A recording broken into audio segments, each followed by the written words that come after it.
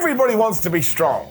I don't know why. It must be hardwired into our DNA. Some fans still don't accept that overall mass doesn't equal overall strength either. I mean, go and watch the Olympic weightlifting that is on right now.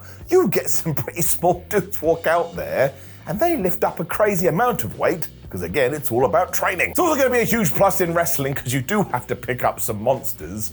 And every now and then an individual does walk into this industry and they were just born with crazy power.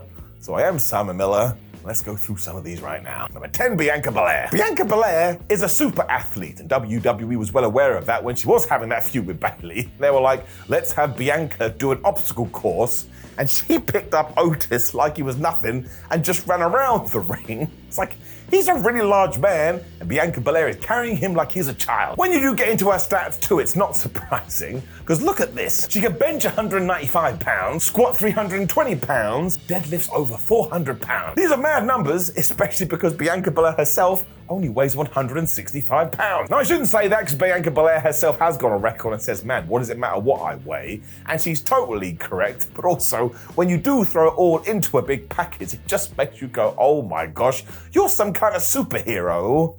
That's also one of the reasons she's one of the best baby faces on Raw and SmackDown. We don't talk about it enough. Number 9, John Cena. So John Cena could absolutely be higher in this list. So many wrestlers have come out and gone, yeah, John Cena threw me around like I was a dog. The evidence is all there too, because we have seen him pick up Brock Lesnar, Mark Henry, or a Big Show like they were absolutely nothing. And he doesn't even break a sweat. There's an amazing interview with Paul White where he seems genuinely perturbed by this. He didn't even jump. His official bench press too is 480 pounds, but what I want you to do today is find the video of him squatting.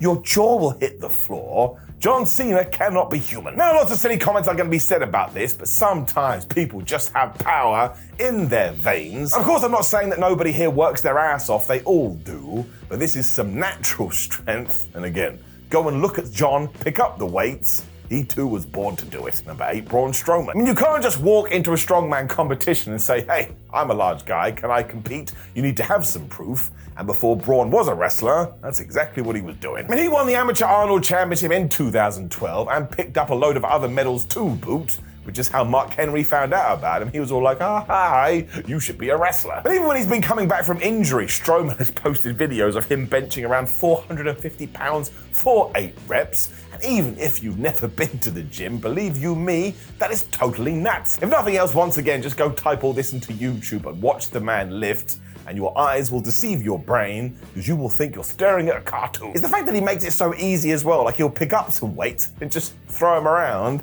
and then you Google how much that is. Well, you just want to go lay down because it's really not fair. Number 7, Ken Peta. So this one is legendary. Everybody literally talked about it all the time. Because simply put, Ken Peta was a beast. I mean, he was the first ever guy to hit 500 pounds on the clean and jerk. And in the first ever World's Strongest Man contest, he finished 3rd. Before that, he'd also won gold at the 1971 Pan American Games. This dude was just like muscle. Now, all of his records have been broken since, but he was just made of raw strength, and it really helped him in the 70s and 80s when he was wrestling too, because everybody there was absolutely massive. This is another person. He just picked everyone up like they weighed 9. Numerous people have also said that given all of this, if he could have just found his promo voice, he would have been a champion everywhere that he did go.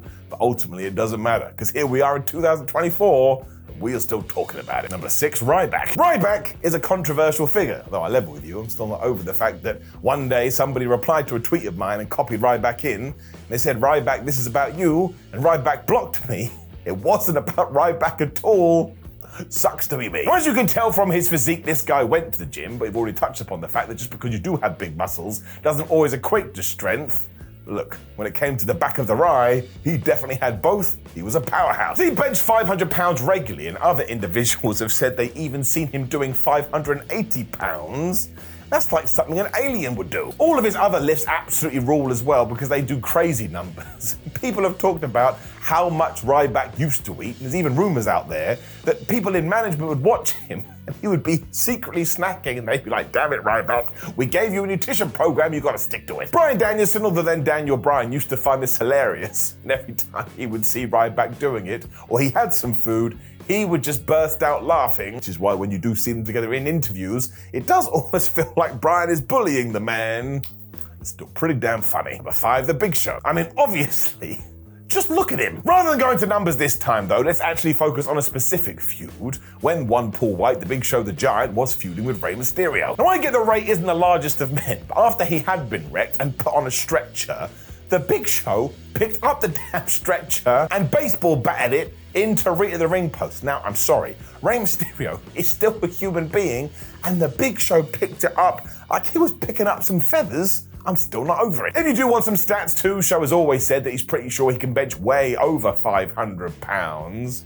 Look, this was a man that was just born to be a giant, hence why when WCW saw him, they just went and called him the Giant. Number 4, Big E. Now this one, we are doing the numbers because it's damn amazing. Squat, 711 pounds. Bench, 529 pounds. Deadlift, 799 pounds. Good grief. Big E also achieved those lifts when he was training to become a WWE wrestler. So it's not like he was solely focused on lifting at the time. He was doing everything. That just makes me love him even more. And I think people realized this when he did arrive in FCW, hence why we gave him the name Big E. I mean, unless you're trying to be facetious here, you can't put that on somebody's head unless they can go and back it up. There's even more reports here because one day Big E went to John Cena's gym and apparently recorded a 575-pound bench press, which didn't make it into the record books because it wasn't a proper official competitive lift. Screw that. I mean, if somebody picked up a car, I wouldn't go, oh, well, I'm sorry, we didn't do it under the right conditions. I would just be like, please can I be your friend? I don't want to be out of line here too, but I just think Big E is built differently because even when he was dropped in his head, which is taken away from the wrestling ring, I actually think it was all this strength and muscle that did protect him. That can only be a good thing. And of course, it really would be great if Big E one day could return to the squared circle, but as he has said in many an interview, he is now living a pain-free life, and he can train how he wants to train. That's a good thing for our own brains. You can't just focus on one thing. You need to make sure your life is balanced. Number 3, Brock Lesnar. Another guy where huge men have said he just treated me like a child.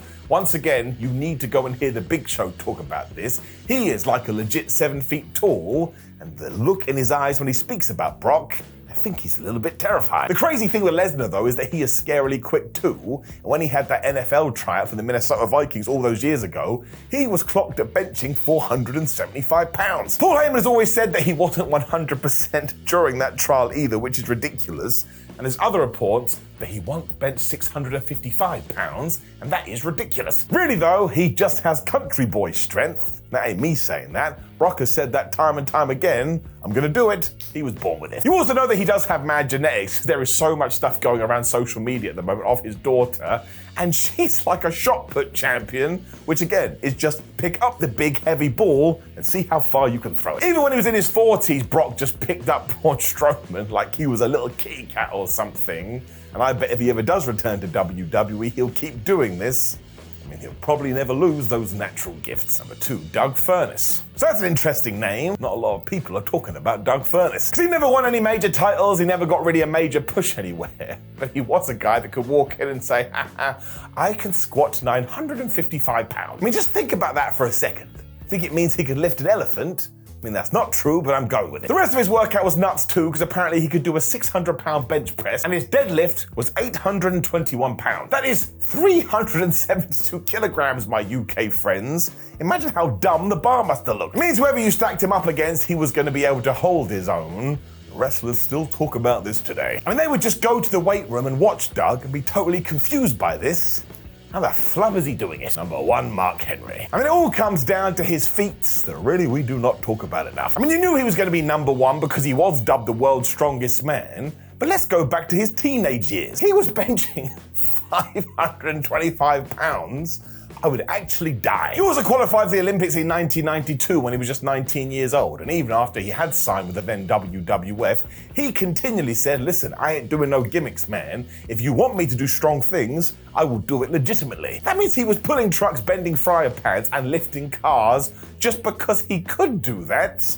It's still a mystery. It took till 2010 when he was a world champion. It was a back injury which stopped him really competing at the Olympics, but even then, he could still squat 855 pounds. There's also footage on YouTube you can watch right now of him lifting the infamous Thomas Inch 172-pound dumbbell, and barely anyone in history has done that.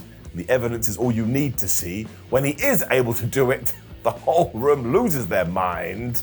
This guy was something else. Now, of course, there'll be a bunch of strong wrestlers we haven't talked about, so make sure you drop them in the comments before you like the video, share the video, and subscribe. Also, click this video on the screen.